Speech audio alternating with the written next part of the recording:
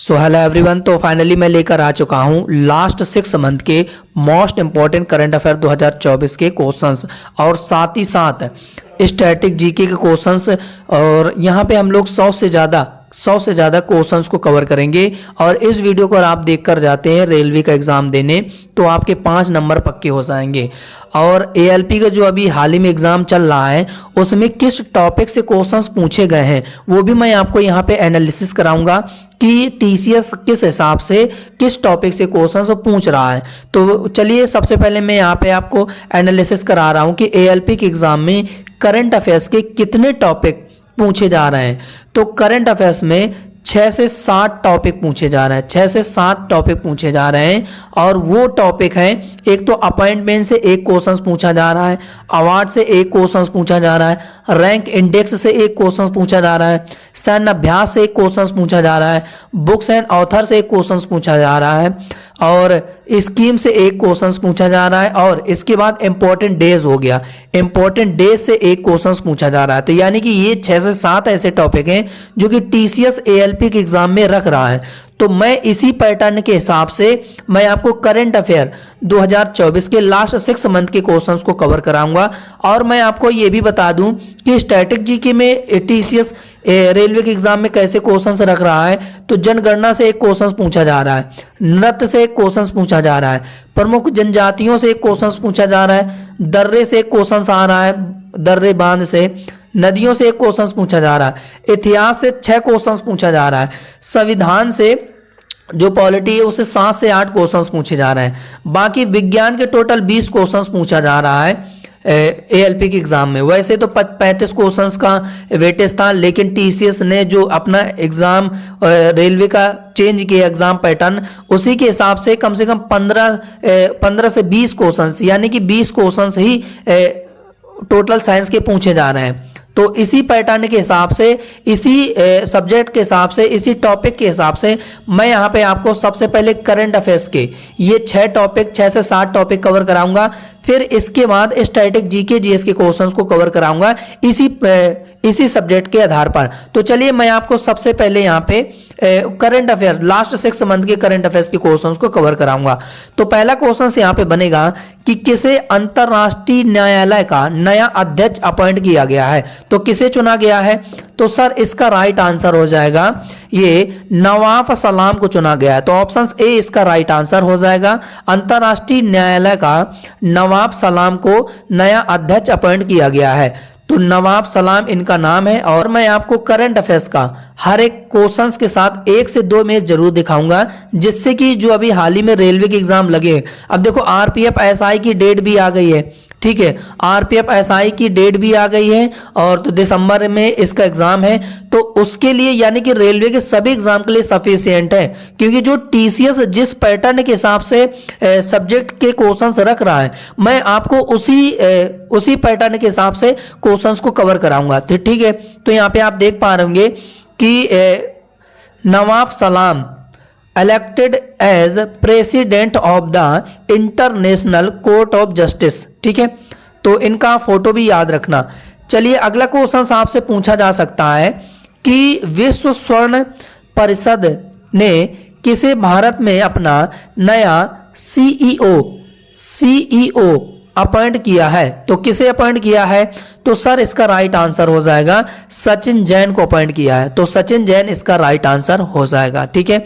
सचिन जैन को world gold council ने क्या किया है कि भारत में अपना सीईओ अपॉइंट कर दिया है। तो इनका सचिन जैन का आप फोटो भी याद रखना जो कि इनको अपॉइंट किया गया है। इंपॉर्टेंट क्वेश्चंस बनेगा कि कितने भारतीयों को ब्रिटेन में ब्लावाटनिक पुरस्कार 2024 से सम्मानित किया गया है। तो कितने भारतीयों को ब्रिटेन में ब्लावाटनिक पुरस्कार प्रदान किया गया है? तो सर 3 भारतीयों को, ठीक है। तो ऑप्शन से डी इसका राइट आंसर हो जाएगा। अब आप इनका फोटो भी देख लीजिए, ये भारतीय साइंटिस्ट हैं, ठीक है, यंग साइंटिस्ट, जो कि ब्रिटेन में इनको ब्लावाटनिक पुरस्कार दिया गया है। अब इनके नाम कौन कौन से हैं मैं इनके नाम भी बता दे रहा हूं। एक का नाम है राहुल आर नायर, राहुल आर नायर और मेहुल मलिक और तन्मय भारत। तो किया गया है कि ब्रिटेन में ब्लावाटिंग पुरस्कार से इनको सम्मानित किया गया है और ये मोस्ट इंपॉर्टेंट क्वेश्चन है फॉर रेलवे एग्जाम के लिए। तो इनका जो नाम है इनका राहुल आर नायर है और इनका जो नाम है मेहुल मलिक है और इनका जो नाम है तन्मय भारत। तो इन 3 साइंटिस्ट यंग इंडियन साइंटिस्ट को ब्लावाटिंग पुरस्कार दिया गया है ब्रिटेन में। चलिए अगला क्वेश्चन बनेगा कि किसे लक्ष्मी नारायण अंतरराष्ट्रीय पुरस्कार प्रदान किया गया है। तो किसे ये प्रदान किया गया है? तो सर इसका राइट आंसर हो जाएगा प्यारे लाल शर्मा। प्यारे लाल शर्मा इसका राइट आंसर हो जाएगा। तो option A will be the right answer हो जाएगा। बाकी आप इनका फोटो भी देखते हुए चलिए कि musician Pyare Lal Sharma gets Lakshmi Narayan international award से इनको सम्मानित किया गया। अब आपसे ये पूछा जा सकता है स्टैटिक जीके में कि प्यारे लाल शर्मा का संबंध किससे है? तो ये एक म्यूजिशियन है, ठीक है। तो ऐसे भी स्टैटिक में पूछा जा सकता है। अगला क्वेश्चन बनेगा और ये वेरी मोस्ट इंपॉर्टेंट क्वेश्चन है फॉर रेलवे एग्जाम के लिए। क्वेश्चन बनेगा कि प्रधानमंत्री नरेंद्र मोदी ने कहां पर भारत की पहली अंडर वाटर मेट्रो ट्रेन सेवा का उद्घाटन किया है? और ये देख लेना एग्जाम में किसी न किसी रेलवे के एग्जाम में किसी न किसी शिफ्ट में ये क्वेश्चन जरूर पूछा जाएगा, क्योंकि पानी के अंदर ये मेट्रो ट्रेन सेवा है जो कि कोलकाता में इसका उद्घाटन किया गया है मोदी जी के द्वारा। तो option C will be the right answer हो जाएगा। और आपको मैं इमेज दिखा दूंगा तो क्वेश्चंस भी आपको लंबे समय तक याद रहेगा एग्जाम तक कि पीएम ने पश्चिम बंगाल के कोलकाता में भारत की पहली अंडर वाटर मेट्रो ट्रेन का उद्घाटन किया है, ठीक है। और ये भारत की पहली पानी के अंदर ये मेट्रो ट्रेन सेवा है जो कि कोलकाता में इसका शुभारंभ किया गया है। तो ये इंपॉर्टेंट क्वेश्चन है। बाकी एक इमेज और शानदार देख लीजिए, ठीक है, कि breaking news under water metro train, ठीक है, कोलकाता में इसका उद्घाटन किया गया है मोदी जी के द्वारा। तो ये इंपॉर्टेंट क्वेश्चन है, इंडिया की पहली अंडर वाटर मेट्रो ट्रेन है। अगला क्वेश्चन बनेगा कि किसे लोकपाल अध्यक्ष के रूप में अपॉइंट किया गया है? तो सर किसे अपॉइंट किया गया है? तो सर इसका राइट आंसर हो जाएगा अजय माणिक राव खानविलकर। इनका नाम लंबा है, बड़ा है, हो सकता है कि आपसे न याद रहे, तो ये यहां से इतना याद रख लेना, खानविलकर, ठीक है।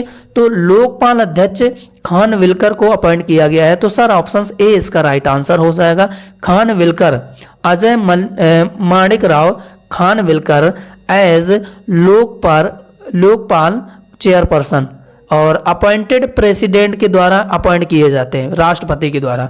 तो ये भी आपको याद रखना है। साथ ही साथ बाकी इमेज तो आपको ज़्यादा फोकस करना है, क्योंकि अब एग्जाम के टाइम में आपको ऐसी कुछ चीज ट्रिक याद रखना पड़ेगा कि आपको एग्जाम में अगर करंट अफेयर्स का ये क्वेश्चंस आया तो आपको किस ट्रिक से याद करना है वो आपके ऊपर डिपेंड करता है। मैं आपको ऐसे तकनीकी के साथ आपको इमेजेस दिखा के करंट अफेयर्स के क्वेश्चंस याद करा दूंगा। बाकी आप इनका यहाँ पे फोटो देख लीजिए कि माणिक राव जो है लोकपाल अध्यक्ष बन गए हैं, ठीक है, खानविलकर। तो इस तरीके से मैं आपको हर एक क्वेश्चन से जुड़ा इमेज जरूर दिखाता हुआ चलूंगा। बाकी अगर सेशन अच्छा लग रहा हो, मेरा कंटेंट अच्छा लग रहा हो, पढ़ाने का तरीका अच्छा लग रहा हो, तो सेशन को लाइक जरूर करिएगा। अगर आप चैनल में पहली बार जुड़े, पहली बार सेशन को अटेंड कर रहे हैं, तो चैनल को सब्सक्राइब जरूर करके जाइएगा। क्वेश्चन बनेगा कि किसने प्रित्जर वास्तुकला पुरस्कार 2024 जीत लिया है? तो किसने जीता है? तो सर इसका राइट आंसर हो जाएगा रिकिन यामामोटो को प्रित्जर वास्तुकला पुरस्कार से इनको सम्मानित किया गया है, ठीक है। तो ऑप्शन ए इसका राइट आंसर हो जाएगा। इंपॉर्टेंट क्वेश्चन है, प्रित्जर वास्तुकला पुरस्कार, ठीक है, रिकिन यामामोटो को दिया गया है। तो सर ऑप्शन ए होगा यहाँ पे, ठीक है, टाइपिंग मिस्टेक है, डी नहीं होगा, ऑप्शन ए होगा रिकिन यामामोटो। और ये एक जापानी आर्किटेक्ट है जो कि इनको प्रित्जर आर्किटेक्चर प्राइज से इनको सम्मानित किया गया है, ठीक है। तो ये आपको याद रखना। अगला है कि एनएसजी यानी कि राष्ट्रीय सुरक्षा गार्ड का महानिदेशक डीजी के तौर पर किसे अपॉइंट किया गया है? और ये एग्जाम के लिए इंपॉर्टेंट क्वेश्चन है। तो सर इसका राइट आंसर हो जाएगा दलजीत सिंह चौधरी। दलजीत सिंह चौधरी इसका राइट आंसर हो जाएगा कि इनको नेशनल सिक्योरिटी गार्ड एनएसजी का डीजी अपॉइंट किया गया है। तो दलजीत सिंह चौधरी का सर आप लोग नाम याद रखना। यहाँ पे आप फोटो भी देखते हुए चलिए कि Daljit Singh Chaudhary new director general of NSG. ठीक है, अगला है कि किसे नए सेना उप प्रमुख आर्मी वाइस चीफ के तौर पर अपॉइंट किया गया है। तो किसे अपॉइंट किया गया है? तो सर इसका राइट आंसर हो जाएगा उपेंद्र द्विवेदी को। उपेंद्र द्विवेदी को आर्मी वाइस चीफ के तौर पर इनको अपॉइंट किया गया। अब उपेंद्र द्विवेदी जी कौन है? इनका आप यहाँ पे फोटो भी देखते हुए चलिए कि lieutenant general Dwivedi assume office as army vice chief के तौर पर इनको अपॉइंट किया गया है। एक और फोटो मैं आपको दिखा रहा हूँ। फोटो से आपको क्वेश्चंस लंबे समय तक याद रहेगा, इसलिए मैं आपको यहाँ पे फोटो जरूर दिखाता हूँ। ठीक है, बाकी अगला क्वेश्चन आपके सामने कि किसे संसद की सुरक्षा व्यवस्था का प्रमुख head of parliament security appoint किया गया है? तो किसे अपॉइंट किया गया है? तो सर इसका राइट आंसर हो जाएगा अनुराग अग्रवाल को। और ये एक आईपीएस ऑफिसर है, आईपीएस ऑफिसर है। इनको हेड ऑफ पार्लियामेंट सिक्योरिटी के तौर पर इनको अपॉइंट किया गया है। तो आईपीएस ऑफिसर है ये अनुराग अग्रवाल, जो कि पार्लियामेंट सिक्योरिटी चीफ के तौर पर इनको अपॉइंट कर दिया गया। तो ये मोस्ट इंपॉर्टेंट क्वेश्चन है रेलवे एग्जाम के लिए, तो याद रखना। चलिए अगला है कि बीएसएफ की पहली महिला स्नाइपर बन गई हैं। तो कौन बन गई हैं? तो सर इसका राइट आंसर हो जाएगा सुमन कुमारी बन गई हैं। तो Suman Kumari will be the right answer हो जाएगा। ये है सुमन कुमारी। ठीक है, meet Suman Kumari BSF first women sniper. ठीक है, पहली स्नाइपर बनी है सुमन कुमारी। अगला है कि कौन सा देश नाटो का 32वां सदस्य देश बना है? मोस्ट इंपॉर्टेंट क्वेश्चन है। तो सर इसका राइट आंसर हो जाएगा स्वीडन जो है नाटो का 32वां सदस्य देश बना है। तो sir option C will be the right answer हो जाएगा। यहाँ पे आप फोटो भी देखते हुए चलिए कि स्वीडन ट्रांस अटलांटिक सैन्य गठबंधन के 32वें सदस्य के रूप में नाटो में शामिल हुआ है। तो ये इमेज भी फोकस करते हुए चलना है। बाकी एक इमेज और देख लीजिए इस तरीके से, जिससे कि आपको क्वेश्चंस जो है लंबे समय तक याद रहेगा। ठीक है, एक और इमेज देख लीजिए। इमेज मैं आपको 2-3 इसलिए दिखा रहा हूँ कि आपको क्वेश्चंस याद करने में आसानी रहेगी। नाटो में स्वीडन की एंट्री। ठीक है, अब नाटो के बारे में आपसे स्टैटिक पार्ट में भी पूछा जा सकता है, क्योंकि रेलवे के एग्जाम में फुल फॉर्म जरूर पूछे जाते हैं। अब हो सकता है कि आपसे नाटो का फुल फॉर्म पूछ लिया जाए। तो North Atlantic Treaty of Organization गठन कब हुआ था? तो 4 अप्रैल 1949 को हुआ था। मुख्यालय हेडक्वार्टर कहाँ पर है? तो सर बेल्जियम के ब्रुसेल्स में इसका हेडक्वार्टर है। ठीक है, महासचिव कौन है? जेन्स करके हैं। ठीक है, तो ये नाटो के बारे में इंपॉर्टेंट पॉइंट है, आपको याद रखना है। अगला है कि कौन सा देश आधिकारिक तौर पर अंतर्राष्ट्रीय सौर गठबंधन का 97वां सदस्य बना है? 97 नंबर का सदस्य बना है। तो कौन सा देश बना है? तो सर इसका राइट आंसर हो जाएगा पनामा इसका राइट आंसर हो जाएगा। तो option C will be the right answer हो जाएगा, पनामा। ठीक है, इमेज भी आप देख लीजिए। चलिए अगला है कि किसे भारतीय पैरालंपिक समिति का नया अध्यक्ष अपॉइंट किया गया है? तो किसे अपॉइंट किया गया है? तो सर इसका राइट आंसर हो जाएगा देवेंद्र झाझरिया को। तो ऑप्शन ए इसका राइट आंसर हो जाएगा। ठीक है, देवेंद्र झाझरिया को। यहाँ पे आप फोटो भी देख लीजिए कि देवेंद्र झाझरिया भारतीय पैरालंपिक समिति के नए अध्यक्ष बन गए हैं। अगला आपसे क्वेश्चन पूछा जा सकता है कि किसे राष्ट्रीय अनुसूचित जाति आयोग के अध्यक्ष के रूप में अपॉइंट किया गया है? तो किसे अपॉइंट किया गया है? तो सर इसका राइट आंसर हो जाएगा किशोर मकवाना को। किशोर मकवाना को राष्ट्रीय अनुसूचित जाति आयोग का अध्यक्ष अपॉइंट कर दिया गया है, किशोर मकवाना। इमेज भी आप इनका देखते हुए चलिए। अगला है कि नायब सिंह सैनी को किस राज्य का नया मुख्यमंत्री अपॉइंट कर दिया गया है? तो सर इसका राइट आंसर हो जाएगा, ये अपॉइंट किए गए हैं हरियाणा के नायब सिंह सैनी को मुख्यमंत्री अपॉइंट कर दिया गया है। तो ऑप्शन से D will be the right answer हो जाएगा। नायब सिंह सैनी जी का आप यहाँ पे फोटो भी देख लीजिए। अगला है कि न्यायमूर्ति सत्येंद्र कुमार सिंह को किस राज्य का नया लोकायुक्त अपॉइंट किया है। इंपॉर्टेंट क्वेश्चन है। तो सर इसका राइट आंसर हो जाएगा ये मध्य प्रदेश का नया लोकायुक्त सत्येंद्र कुमार को अपॉइंट किया गया है। तो सर ऑप्शन से B will be the right answer हो जाएगा। यहाँ पे आप देख लीजिए, जस्टिस सत्येंद्र कुमार सिंह को मध्य प्रदेश का नया लोकायुक्त अपॉइंट कर दिया गया है। तो सत्येंद्र कुमार इसका राइट आंसर हो जाएगा। अगला है कि किसे प्रसार भारती का अध्यक्ष अपॉइंट किया गया है नया। तो सर इसका राइट आंसर हो जाएगा, ये अपॉइंट किया गया है नवनीत कुमार सहगल को। तो ऑप्शन से B will be the right answer हो जाएगा, नवनीत कुमार सहगल। अगला है कि रूस के राष्ट्रपति व्लादिमीर पुतिन ने कितनी बार राष्ट्रपति का चुनाव जीता है। तो सर इसका राइट आंसर हो जाएगा ये 5वीं बार, लगातार 5वीं बार रूस के राष्ट्रपति का चुनाव जीता है व्लादिमीर पुतिन ने।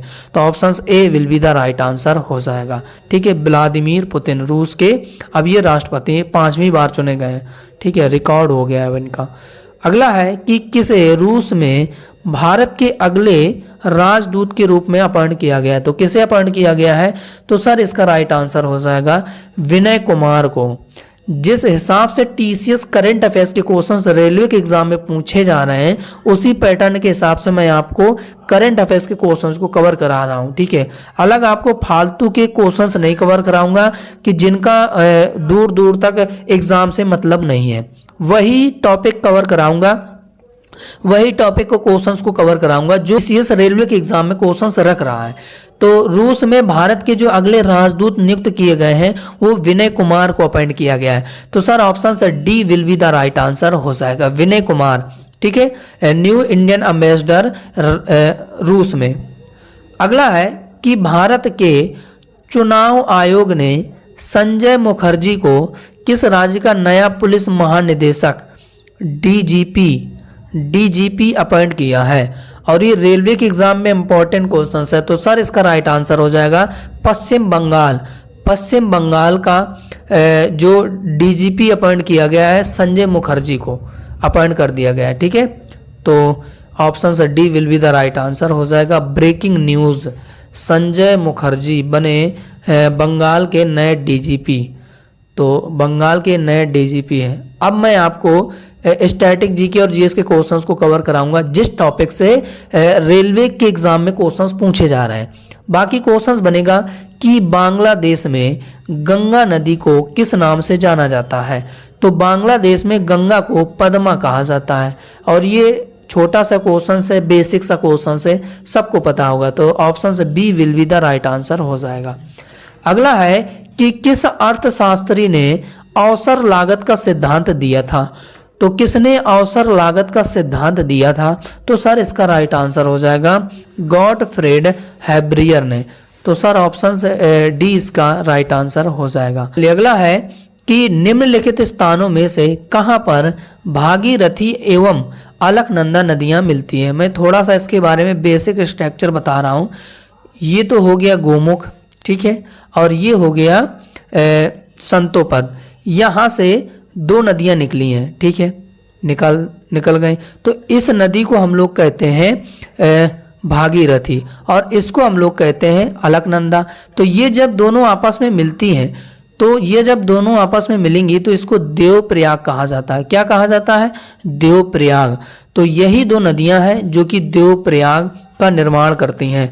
तो भागीरथी और अलकनंदा जो हैं आपस में मिलेंगी तो देवप्रयाग में मिलेंगी। और देवप्रयाग से ही गंगा नदी निकली है, ठीक है। आपसे पूछ दिया जाए कि गंगा नदी का उद्गम स्थल कौन सा है, तो देवप्रयाग से निकली है। तो ये बेसिक सा जानकारी आपको याद रखना है। अब इसके बारे में जितनी भी उसकी सहायक नदियां हैं, कौन सी नदी कहाँ से निकली है, कौन सी नदी सहायक नदी है या नहीं, मैं आपको पूरा स्ट्रक्चर के जरिए चित्र के माध्यम से दिखाऊंगा। तो तो यहाँ पे आप देख लीजिए कि ये है गंगोत्री, ये है संतोपद, यहाँ से एक तो भागीरथी निकली और यहाँ से अलकनंदा निकली। तो ये जब दोनों आपस में मिली तो देवप्रयाग कहा गया और यहीं से गंगा नदी का जन्म हुआ। अब आपसे एक क्वेश्चन और पूछा जा सकता है कि जो धौली गंगा है और अलकनंदा नदी है, ये दोनों आपस में कहाँ मिलती हैं? तो भैया ये विष्णु प्रयाग में मिलती हैं। अब जो नंदाकिनी है और अलकनंदा है, ये दोनों आपस में कहाँ मिलती हैं? तो ये नंद प्रयाग में मिलती हैं। अब इसके बाद पिंडारी की बात करें तो जो पिंडारी नदी है, जो अलकनंदा नदी है, ये दोनों आपस में कहाँ मिलेंगी? तो कर्ण प्रयाग में मिलेंगी, कर्ण प्रयाग का निर्माण करती हैं। ठीक है, अब यहाँ से केदारनाथ से एक नदी निकली है मंदाकिनी। अब मंदाकिनी और अलकनंदा जब ये आपस में मिलेंगी तो इसको रुद्रप्रयाग बोला जाता है। तो ये आपको इंपॉर्टेंट चीज में जो आपको यहाँ पे दिखा रहा हूँ, ये दिमाग में बैठा लेना, क्योंकि आपसे विष्णु प्रयाग भी पूछा जा सकता है, नंद प्रयाग भी पूछा जा सकता है, कर्ण प्रयाग भी पूछा जा सकता है, रुद्र प्रयाग भी पूछा जा सकता है और देव प्रयाग भी पूछा जा सकता है। और कौन सी नदियां कहाँ मिलती हैं ये भी आपको याद रखना है। बाकी देव प्रयाग अलकनंदा और भागीरथी, विष्णु प्रयाग अलकनंदा और धौली गंगा, और नंद प्रयाग अलकनंदा और नंदाकिनी, कर्ण प्रयाग अलकनंदा और पिंडारी, और रुद्रप्रयाग अलकनंदा और मंदाकिनी। तो ये सभी इंपॉर्टेंट जो जानकारी मैं आपको दिखा रहा हूँ वो आपको याद रखना है। बाकी यहाँ पे गंगा नदी देवप्रयाग से निकली है, संतोपत ये हो गया और गोमुख ये हो गया, ये भागीरथी, ये अलकनंदा आपस में मिलेंगी तो देवप्रयाग इसको बोला जाता है। अब यहाँ पे मैं आपको जो गंगा नदी की सहायक नदियाँ हैं, दाएं से कौन ही बाएं से कौन ही, एग्जाम में पूछा जाता है, क्योंकि जो रेलवे के एग्जाम में क्वेश्चंस पूछे जाते हैं वो ऐसे पूछे जाते हैं कि बताओ दाएं से गंगा नदी की सहायक नदी बताओ, तो उस हिसाब से मैं आपको यहाँ पे बता रहा हूँ। तो बाकी आप यहाँ पे देख लीजिए कि ये है गंगा नदी पूरी। तो यहाँ से जो पहली नदी मिलती है इसकी सहायक नदी, वो यूके से रामगंगा निकलती है। तो रामगंगा कहाँ पर मिलती है? गंगा से ये मिलती है भैया कन्नौज में। ठीक है, अब इसके बाद तो यमुनोत्री हिमनद से एक नदी निकली है यमुना। अब ये प्रयागराज में मिलती है, दूसरी सहायक नदी है। ठीक है, दूसरी बड़ी सहायक नदी है। और यमुना नदी की बात करें तो यमुना नदी की जो सहायक नदियां हैं, एक तो चंबल हो गई, बेतवा हो गई, केन हो गई। और कहाँ से निकलती है? इंदौर के एमपी से, विंध्य पर्वत से और कैमूर पहाड़ियां से। ये सब इंपॉर्टेंट जानकारी याद रखना है। अब इसके बाद जो गोमती नदी है वो पीलीभीत, यूपी की पीलीभीत फूलर झील से निकलती है। और गंगा में कहाँ से मिलती है भैया? गाजीपुर में मिलती है। अब इसके बाद यहाँ से एक नदी निकली घाघरा। अब जो शारदा है, जो घाघरा, ये दोनों नदियां घाघरा नदी का निर्माण करती हैं। अब ये छपरा में मिलेंगी गंगा से। ठीक है, जो सोन नदी है भैया वो अमरकंटक से दो नदियां निकलती हैं। एक तो आपकी सोन नदी हो गई, दूसरी हो गई ये इधर का बहती है नर्मदा। ठीक है, तो ये भी इंपॉर्टेंट पॉइंट याद रखना, जो सोन नदी है वो पटना में गंगा से मिलती है। बाकी गंडक नदी जो है वो सोनपुर में मिलती है।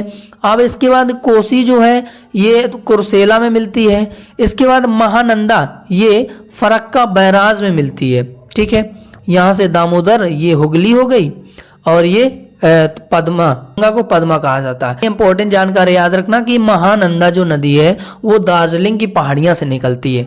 और ये हो गया आपका लेफ्ट और ये हो गया राइट। ठीक है, अपने हिसाब से देखेंगे तो ये हो जाएगा लेफ्ट और ये हो जाएगा राइट। जो लेफ्ट से है वो ये है, जो राइट से है वो ये नदी है। बाकी देख लीजिए, जो राइट से है एक तो आपकी सोन हो गई, और इसके बाद केन हो गई, बेतवा हो गई, चंबल हो गई और यमुना हो गई। ये राइट से सहायक नदी है गंगा की। लेफ्ट से रामगंगा हो गया, गोमती हो गया, घाघरा हो गई, और इसके बाद आपका गंडक हो गया, कोसी हो गया, महानंदा। तो ये सभी गंगा की सहायक नदियां हैं, तो भैया आपको याद रखना है। ठीक है, बाकी वही चीज़ इसमें भी लिखा है जो चीज़ अभी मैंने आपको बताया है। अब आपसे टोंस भी पूछा जा सकता है कि टोंस इसकी सहायक नदी है कि गंगा की? नहीं, बिल्कुल है, सोन भी है। तो ये सभी इंपॉर्टेंट चीज़ें आपको याद रखना है। चलिए अगला क्वेश्चन बनेगा कि सुंदरबन डेल्टा का निर्माण करने वाली कौन सी नदियां हैं? तो भैया सुंदरबन डेल्टा का निर्माण करने वाली इन ऑप्शंस में कौन सी नदी है? तो सर इसका राइट आंसर हो जाएगा गंगा और ब्रह्मपुत्र। गंगा और ब्रह्मपुत्र, तो ऑप्शन ए इसका राइट आंसर हो जाएगा। अगला है कि इनमें से कौन गजनी राजवंश का संस्थापक था। तो भैया इनमें से कौन है जो कि गजनी राजवंश का संस्थापक था। तो सर इसका राइट आंसर हो जाएगा अल्पतगीन।